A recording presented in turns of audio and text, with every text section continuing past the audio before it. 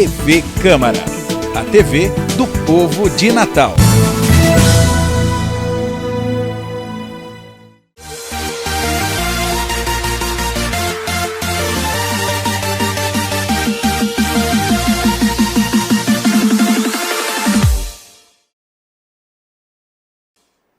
E aí, galera, muito boa tarde. Estamos aqui mais uma vez ao vivo na TV Câmara Natal, começando mais um programa Câmara Esportiva. Eu estou em marcha lenta porque hoje início de semana, segunda-feira, mas fica ligado, sintonizado com a gente, porque vamos falar sobre futebol, também sobre o UFC, tem novidades aí do Renan Barão. Já dou meu boa tarde aqui para o Otávio Albuquerque. Tamo junto, mais uma jornada, meu amigo. Fala, Vitor Hugo, boa tarde especial, telespectador do Câmara Esportiva, prazer estar aqui mais uma vez. Meu amigo, vamos começar falando do Renan Barão, porque ele acabou sendo demitido, tá aí a imagem do Renan Barão, a carreira do Renan Barão no maior evento de artes marciais mistas do mundo, o UFC, chegou ao fim nesta sexta-feira, a última sexta-feira, o ex-campeão dos pesos galos, até 61 quilos, vinha de 5 derrotas consecutivas e apresentava um desempenho muito abaixo do esperado pelos organizadores aí do UFC. E nas últimas 8 lutas na organização, Barão venceu apenas uma, né, e vinha caindo de rendimento a cada nova luta, acabou sendo demitido do UFC. Mesmo com todo o apoio dos treinadores, do próprio José Aldo também, que treina na academia do Barão, a Nova União, o lutador não conseguiu voltar a ter o mesmo desempenho após a perda do cinturão para o DJ Dillashaw, né, ocorrido em 2015 no UFC 173. Apesar da má fase, o lutador de 32 anos, o Renan Barão, nascido aqui no estado, teve uma série impressionante de vitórias na carreira, né? Até fevereiro de 2014, ele engatou uma super fase, várias vitórias consecutivas, 32 vitórias consecutivas, né? Sendo que foi derrotado apenas na estreia, né? Na primeira luta dele na competição, como lutador de MMA. Então essa é a novidade, né? Após várias derrotas consecutivas, o Renan Barão não resistiu e acabou sendo demitido do UFC. Otávio, o que falar? Uma notícia nada boa, né? Só lamentar, infelizmente, um atleta local, atleta aqui do Rio Grande do Norte, que a gente conhece bem, e começou assim de uma forma espetacular, né? No UFC, 32 vitórias consecutivas depois de estrear com derrota. O próprio Dana White, né, o presidente do UFC, já tinha declarado que o Renan Barão era um dos caras mais difíceis de serem derrotados, né? Era um cara realmente muito duro. Então, lamentar, não existe ainda um motivo oficial, o que há são especulações, né? O fato é que depois da derrota em 2015 ainda, né, para o Dillashaw, quando ele perdeu o cinturão dos pesos galos, ele nunca mais foi o mesmo, né? Depois de 9 lutas, 8 derrotas, só uma vitória, ele não conseguia bater o peso, então, enfim, só lamentar realmente. Agora, 32 anos de idade, ou seja, ainda está numa boa faixa etária para conseguir seguir aí nesse ramo, né, de lutas de MMA. Porque a gente tem aí o exemplo do Anderson Silva, do Vitor Belfort, outros Wolverine, outros lutadores que chegaram até os 40, estão aí 40 anos de idade lutando e às vezes até no auge. O auge veio até um pouco mais tarde. É preciso saber, Vitor Hugo, qual é o nível de motivação do Barão, né? Depois de perder o título lá em 2015, é preciso saber como é que está o espírito dele para retornar às lutas em bom nível, né? Em bom nível de competitividade. Às vezes pode ser uma questão emocional, quem sabe o que é que aconteceu, porque tudo bem, perdeu para o Dillashaw, mas a derrota é algo natural, né, que pode surgir na carreira. Quer dizer, a derrota abalou ele ao ponto dele não conseguir sequer vencer outros adversários, sendo que vinha de uma série de 32 vitórias consecutivas. Algo muito estranho vem acontecendo na carreira, de repente na vida pessoal do Renan Barão, que tirou o foco do lutador. Teve essa questão do peso, né? De repente bateu o peso, isso é algo que já está, levantaram essa possibilidade, de fato, ele queria mudar de categoria, mas um cara que tem 32 vitórias seguidas não pode passar por uma fase tão ruim. Não, inclusive ele saiu do peso galo, foi para o peso pena lá, em uma oportunidade, acho que depois dessa derrota para o Dillashaw. Não sei, eu acho que é preciso esperar um pouco, né, ouvir as declarações oficiais, tanto por parte do próprio Renan Barão como por parte do Dana White, para a gente saber exatamente o que foi que aconteceu. Por enquanto são só especulações, então é difícil cravar exatamente o que houve. E saber agora porque o UFC é o principal evento do MMA, mas tem aí o Bellator, tem aí outros eventos de grande porte que inclusive abarca aí esses lutadores que quando saem do UFC eles acabam migrando para essas competições que financeiramente falando também são bem vantajosas. Não, eu acho difícil que o Barão saia do mundo da luta. Não é porque ele foi demitido do UFC que ele vai abandonar, né, uma carreira que eu considero muito bem sucedida. Né. Agora, é claro que ele vai precisar de um tempo para assimilar essa demissão, né, talvez ficar um pouco mais com a família, enfim, para depois voltar à rotina de treinamentos e seguir com a sua carreira, que é brilhante. Agora, meu amigo Otávio Albuquerque, vamos falar, sabe de quê? De futebol. Você que está nos acompanhando ao vivo na TV Câmara Natal, você flamenguista, empolgado com o título do Brasileiro e também da Libertadores da América. Ontem foi surpreendido pelo Santos na Vila Belmiro, 4-0 para o time do Sampaoli, né? Um placar elástico que ninguém esperava. Mesmo o Flamengo já pensando, já de olho no Mundial, vinha de uma vitória também contra o Ceará. Foi contra o Ceará, né, no Maracanã, ou seja... Contra o Avaí. Contra o Avaí do Maracanã, ou seja, pegou muita gente de surpresa essa goleada do Santos. Surpreende pelo resultado, 4-0, o ataque do Flamengo passando em branco depois de muito tempo. Depois de muito tempo o Flamengo perdendo, né, sob o comando do Jorge Jesus. Mas se analisarmos o fato de que o Flamengo, dia 17, vai estrear no Mundial Interclubes, essa derrota não surpreende tanto. E para quem assistiu o jogo também. Flamengo em marcha lenta, né? O Santos querendo vencer a partida de qualquer forma para conseguir ratificar a segunda colocação no Campeonato Brasileiro e o Flamengo já pensando, claro, na disputa do Mundial Interclubes. Apenas o Rafinha não entrou em campo entre os titulares, então ficou aquela sensação de que os jogadores de fato tiraram um pouquinho o pé, até por medo de uma lesão, né? A competição chegando, batendo a porta aí. O próprio Bruno Henrique já está convivendo em alguns dias aí com uma dor na coxa direita, né? Então, claramente, os jogadores estão se poupando. São seres humanos. Mas né? aí fica aquela pergunta, por que contra o Avaí não se poupou então?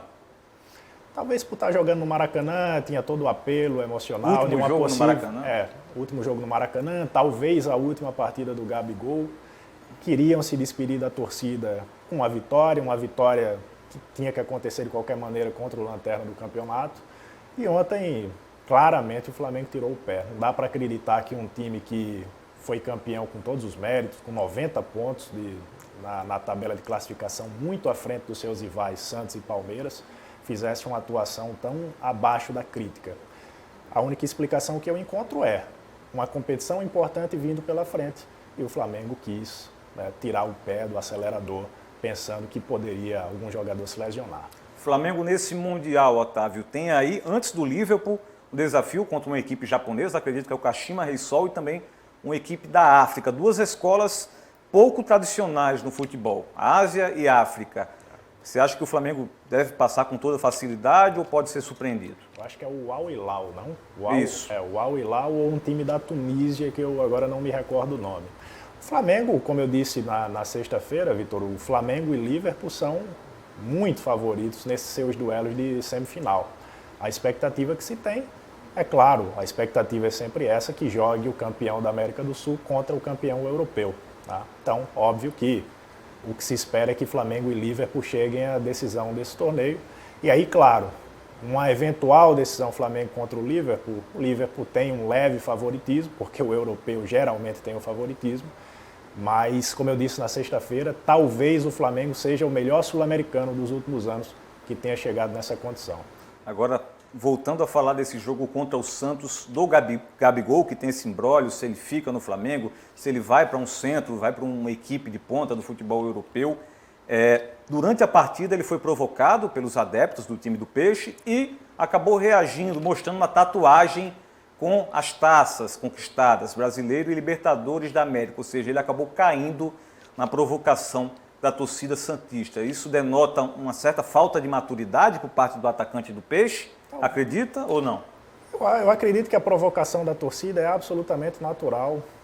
Todo jogador que vai jogar contra o seu ex-clube, e fora de casa, no caso, é provocado, né? Cabe ao jogador ter a maturidade suficiente. Eu não sei se o Gabigol tem essa maturidade, por algumas atitudes que a gente vê que ele apresenta, mas cabe a ele ter o sangue frio, né, no momento, e não cair na provocação. Tá? É um bom jogador, vive uma excelente fase Está muito valorizado depois de tudo que ele fez, foi artilheiro do time no Campeonato Brasileiro, fez os 2 gols da decisão na Copa Libertadores contra o River Plate. Então é um jogador que tem que estar com a cabeça fria, porque está tudo a favor dele. Foi sondado pelo Atlético de Madrid, Schalke 04, algumas equipes aí de olho no Gabigol, mas por enquanto nenhuma proposta de um gigante do futebol europeu, de um Bayern de Munique, de um Real Madrid, de um Barcelona, ou até de uma equipe de ponta da Itália que já não vive mais, como o Milan, por exemplo, que já não vive mais o tempo áureo que vinha em anos anteriores. Então, por quê? Como explicar o fato de um cara se destacar tanto aqui no Brasil e na América do Sul, de um modo geral, como o Gabigol, e não vir propostas dos principais clubes do mundo? Pelo fato de ele já ter sido testado no futebol europeu, num grande clube como a Inter de Milão, não tem certo. Saiu da Inter de Milão, foi para o Benfica, que já foi treinado inclusive pelo Jorge Jesus, também não deu certo. Então ele teve uma passagem muito apagada pelo futebol europeu. E claro que eles têm essa lembrança lá, tanto que a Inter de Milão não está fazendo grande esforço assim para ficar com esse jogador. Mesmo ele tendo uma passagem tão bem sucedida agora pelo Flamengo, né? Mas eu atribuo essa ausência de propostas, digamos assim, pelo Gabigol, por essa passagem muito apagada que ele teve pelo futebol italiano e também pelo futebol português. Mas não é regra, né, Otávio? A gente sabe que tem alguns jogadores, alguns atletas aqui brasileiros que nos primeiros anos, né, de maturação, de caminho ali pelo futebol europeu, acaba não demonstrando o mesmo desempenho. Como exemplo, a gente tem um Coutinho. Coutinho... Sim. Surgiu em que equipe mesmo? No Vasco. No Vasco, não no Vasco, mas aí logo em seguida ele foi para o... Ele foi para um time italiano. Jogou no Espanhol, jogou no Espanhol. Própria Inter de Milão também, acho que ele foi para a Inter de Milão também, assim como o Gabigol. Não, concordo contigo, alguns jogadores... Foi para o Espanhol, não demonstrou também, não se destacou tanto assim no Espanhol e veio estourar depois.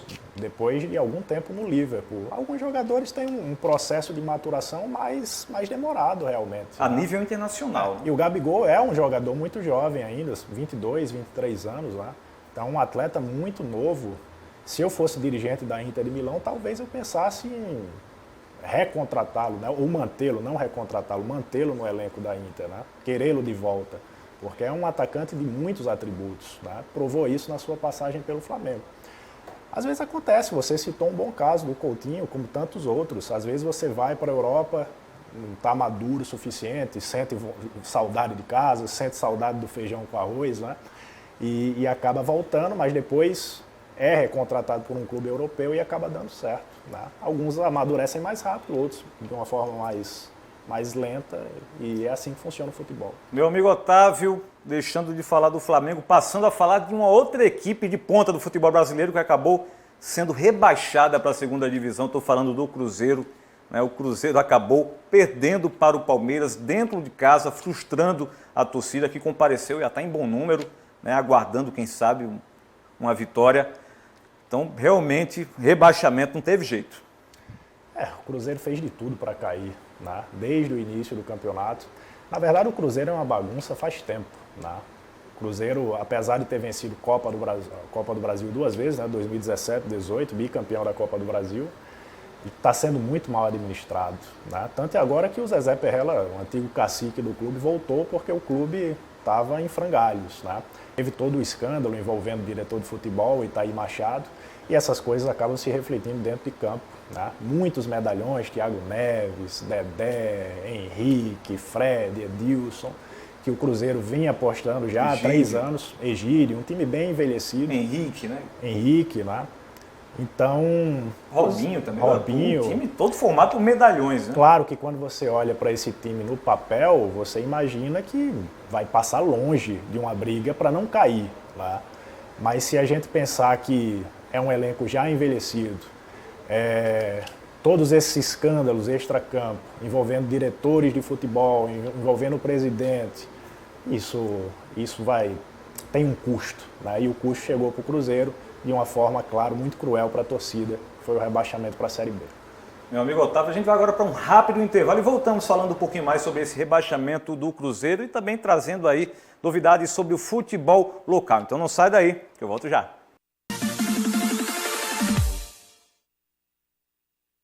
O que é importante ter uma família? amor e carinho. Eu queria ser mãe, né? Então, independente de qual idade dessa criança, qual a cor dessa criança, qual o sexo dessa criança. Deus me ajudou e me deu uma família. E meu irmão, que foi minha chave, que abriu minha porta e me deu uma família. Hoje eu não tenho mais medo porque eu tenho uma pessoa que cuida de mim.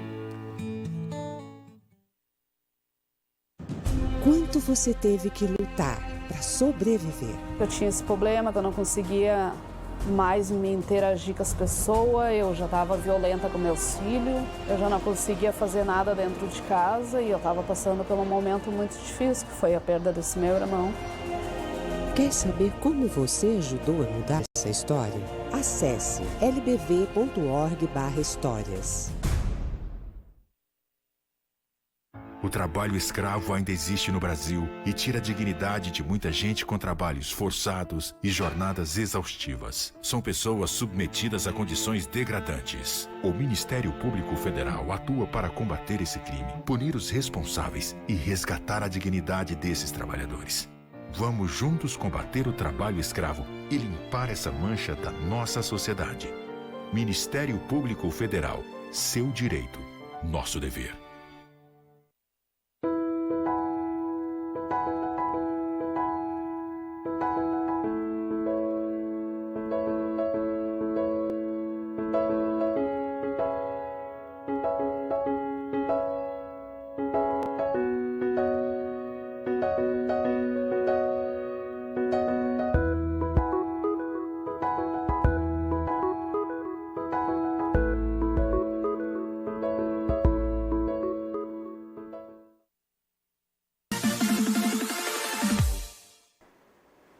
De volta com o programa Câmara Esportiva e hoje a gente falando, repercutindo esse rebaixamento do Cruzeiro para a Série B do Campeonato Nacional. Otávio, de fato uma equipe envelhecida que ganhou aí Copas do Brasil, Campeonato Mineiro, mas que esse ano era preciso uma renovação maior. Teve também essas questões extracampo que acabaram prejudicando o desempenho, né? Sobretudo com o diretor de futebol Itaí Machado, né, que já foi desligado do clube.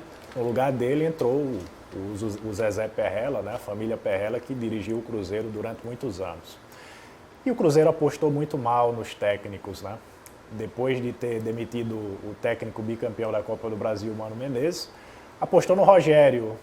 O Rogério é um treinador com muito potencial, a gente está vendo o trabalho fantástico que ele está desenvolvendo no Fortaleza.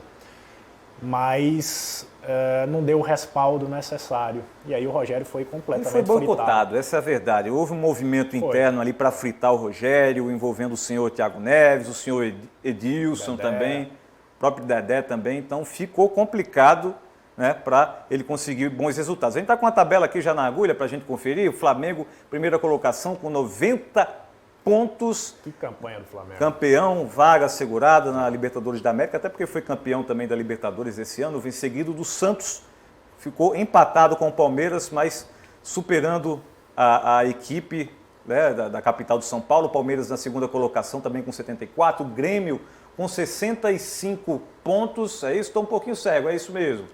Isso. Atlético Paranaense com 64 pontos. São Paulo fechando as equipes com vaga direta para a fase de grupos da Libertadores da América, com 63, e aí as duas equipes brasileiras que estarão na pré-Libertadores do próximo ano, tendo que vencer alguns confrontos para chegar na fase de grupos, são Internacional com 57 e o Corinthians, que perdeu ontem para o Fluminense dentro de casa, com 56 pontos. Aí vem logo abaixo o Fortaleza, que por um momento chegou a namorar essa vaga, o Goiás também. Se puder virar, eu agradeço, Igor. Tá aí o Bahia, 11º colocado, também uma boa campanha. Por um momento da competição, o Bahia estava beliscando uma vaga na pré-Libertadores. Bahia caiu muito. Caiu muito. Assim como o Atlético Mineiro, que fez um ótimo primeiro turno, no segundo turno caiu, veio crescer um pouquinho agora no final. Já o Vasco teve uma subida, né? Depois da chegada do Pofechô Luxemburgo. Isso. Vasco com 49 pontos, Atlético Mineiro, Fluminense fechando as equipes que vão para a Sul-Americana. O Botafogo, mesmo que vencesse, não conseguiria essa vaga, porque o Fluminense, que era o concorrente direto, acabou vencendo, superando o Corinthians dentro de casa. Está aí Botafogo e Ceará garantidos na primeira divisão, porém fora da competição internacional, a Sul-Americana, e as equipes rebaixadas, Cruzeiro de Belo Horizonte, CSA, de Alagoas, Chapecoense e o Avaí, que já estavam rebaixados há algum tempo. Alguma surpresa? Surpresa, claro, o rebaixamento do Cruzeiro. Surpresa positiva, sem dúvida alguma, na parte de cima da tabela, né? Nos 10 primeiros, o Fortaleza. Né? Se a gente for comparar, por exemplo, a folha salarial do Fortaleza, do Ceará e a do Cruzeiro, a do Cruzeiro paga 2 anos, talvez, de Fortaleza e Ceará, folha salarial. Então a diferença realmente é abissal. Agora sim, de 20 clubes, 8 se classificarem para a Libertadores, eu acho muita coisa. Tá? Então tá muito fácil conseguir uma vaga na Taça Libertadores. Você vê que 7º Internacional, Corinthians, 8º, vão disputar pré-Libertadores. O São Paulo, que não fez absolutamente nada para conquistar essa vaga, 6º colocado, garante uma vaga direto na fase de grupos. Então, é muita coisa. Tudo bem, né? O Flamengo foi o campeão, o Atlético Paranaense ganhou a Copa do Brasil, abrem mais 2 vagas. Mas o São Paulo, com a campanha de tanta oscilação, de tantos altos e baixos, ainda conseguir esse prêmio de ir para a fase de grupos da Libertadores, eu acho muita coisa. Mostra a facilidade que se tem o campeonato hoje para conseguir um acesso para a Libertadores da América. Corinthians também conseguindo uma vaguinha para pré-Libertadores, com esse desempenho que mostrou no campeonato, Pífio. também é uma piada, né? Agora, o São Paulo, o que esperar do São Paulo para esse próximo ano? Fernando Diniz vai ser mantido no cargo. Fernando Diniz e renovaram o contrato do Raí. Tá? Muita gente pedia a saída do Raí, inclusive a própria torcida, deixando o fato de que ele é um grande ídolo do clube de lado. A torcida queria a saída do Raí imediatamente, mas renovaram o contrato com ele. O Leco, que a torcida, o presidente do São Paulo, que a torcida quer ver longe do Morumbi, pelo visto vai permanecer por mais um ano, né? O fim do mandato dele termina no final de 2020. E o Fernando Diniz foi mantido. Muita gente já especulava a saída dele do São Paulo. Talvez, se ele não conseguisse essa vaga direta para a fase de grupos, talvez saísse do São Paulo. Muita gente já tinha especulado, inclusive, Luxemburgo, até o próprio Mano Menezes foi ventilado. Tá? Mas pelo andar da carruagem, ele vai permanecer pelo menos no início aí do Paulista, da fase de grupo da Libertadores. Talvez o São Paulo venda o Antony, né? O Leipzig da Alemanha ofereceu 18 milhões de euros. Considera um erro um jogador que vem se valorizando, se destacando como o Antony, ser negociado, ainda mais com o São Paulo podendo retornar à fase de grupos aí da Libertadores? Ele é muito jovem, é uma promessa de um grande jogador. E poderia segurar um pouco mais de tempo? E estava se firmando agora, Vitor Hugo. Estava se firmando agora no time titular. Ele estava oscilando bastante. Lembremos aqui, no primeiro semestre e também no começo do Campeonato Brasileiro, até o meio do Campeonato Brasileiro, o Antony oscilava bastante.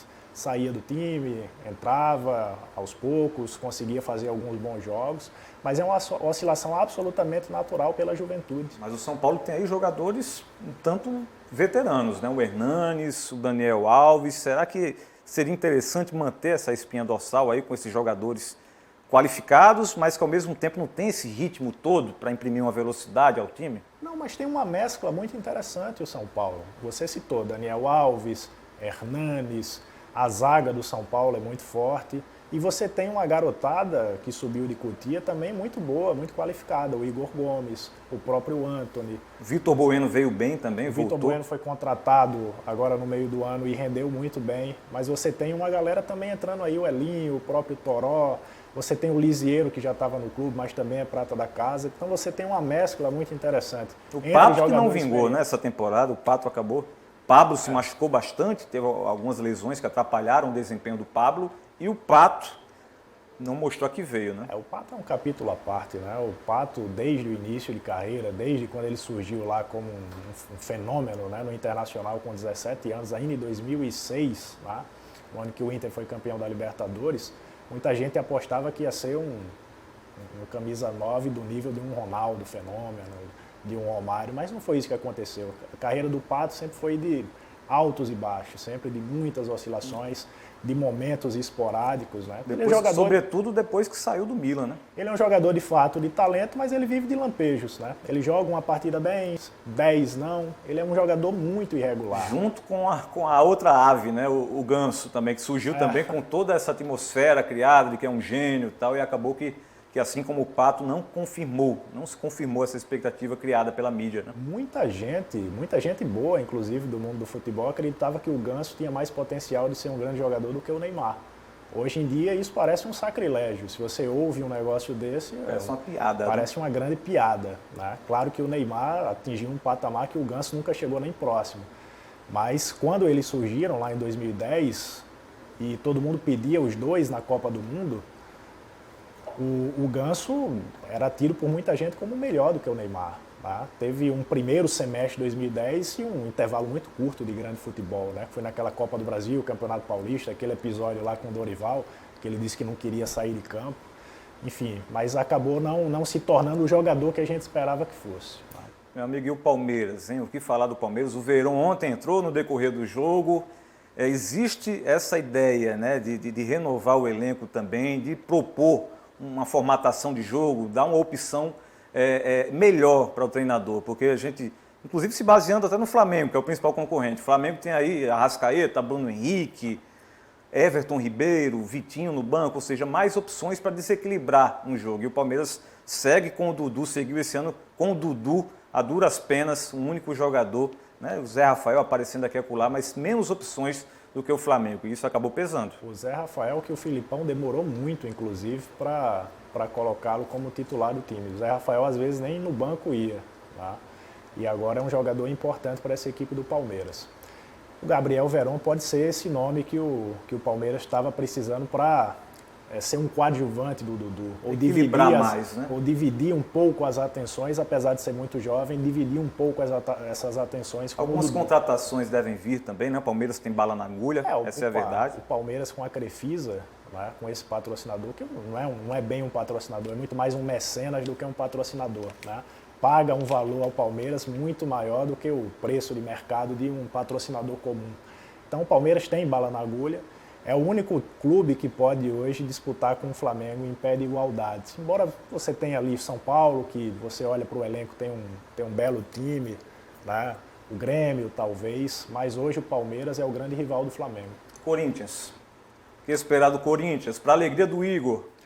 O Corinthians, como o Flamengo, né, nessa questão de cotas televisivas, é um clube que ganha, que arrecada muito dinheiro. Mas como tem um grande custo com o estádio, tem mais de 1 bilhão aí para pagar com o Itaquerão. A Arena Corinthians, né, o Itaquerão. Então ainda não chegou nesse patamar que o Flamengo já alcançou. Né?